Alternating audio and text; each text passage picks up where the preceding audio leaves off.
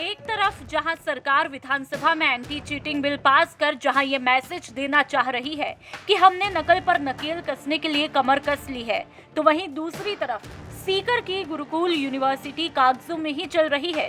देश के इतिहास में शायद पहली बार ही ऐसा हुआ होगा जहां रातों रात 80 एकड़ में बनी यूनिवर्सिटी गायब हो गई, जिसमें 38 लैब और 62 हॉल थे।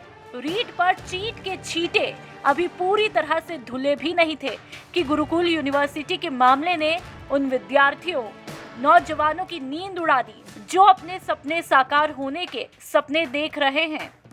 चलिए आपको पहला मामला बताते हैं। गुरुकुल यूनिवर्सिटी घोटाला। पहले से कटघरे में चल रही राजस्थान सरकार की उस वक्त बड़ी फजीहत होती है जब गुरुकुल विश्वविद्यालय की स्थापना का विधेयक सदन में लाया गया, लेकिन उस वक्त सदन में सबके होश फाख्ता हो जाते हैं जब ये पता चलता है कि ये यूनिवर्सिटी तो सिर्फ कागजों में ही चल रही है।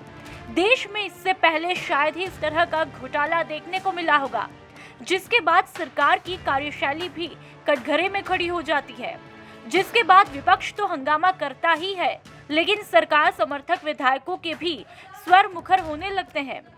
निर्दलीय विधायक बलजीत यादव तो ये तक कह देते हैं कि इस मामले पर सरकार कुछ एक्शन लेगी, लेकिन सरकार की खामोशी कई सवाल खड़ी करती है।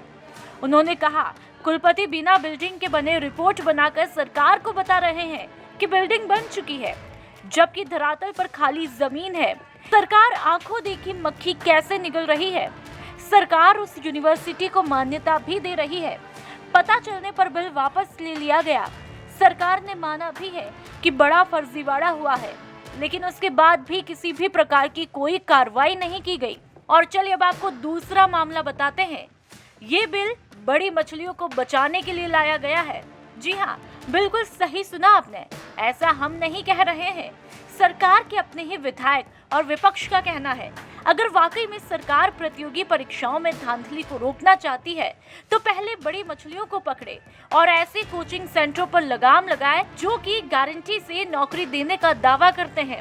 सीएम के सलाहकार संयम लोढ़ा भी कहते हैं कि सरकारी अफसरों के रवैये के चलते पेपर लीक होते हैं और उनके निकम्मेपन की सजा किसी दूसरे को देना कहाँ तक उचित है। वह बोलते हैं कि हमें पेपर लीक में पूरे मामले की जड़ में जाने की जरूरत है। उन्होंने आरोप लगाया कि आज परीक्षाओं के लिए कोचिंग करवाने वाले पेपर लेने के लिए 2 करोड़ रुपए खर्च करते हैं और 20 करोड़ कमाते हैं। ऐसे में सरकार इन कोचिंग संस्थानों को बंद क्यों नहीं कर देती है? अगर वाकई में सरकार प्रतियोगी परीक्षाओं में धांधली को रोकना चाहती है तो पहले बड़ी मछलियों को पकड़े और ऐसे कोचिंग सेंटरों पर लगाम लगाए जो कि गारंटी से नौकरी देने का दावा करते हैं।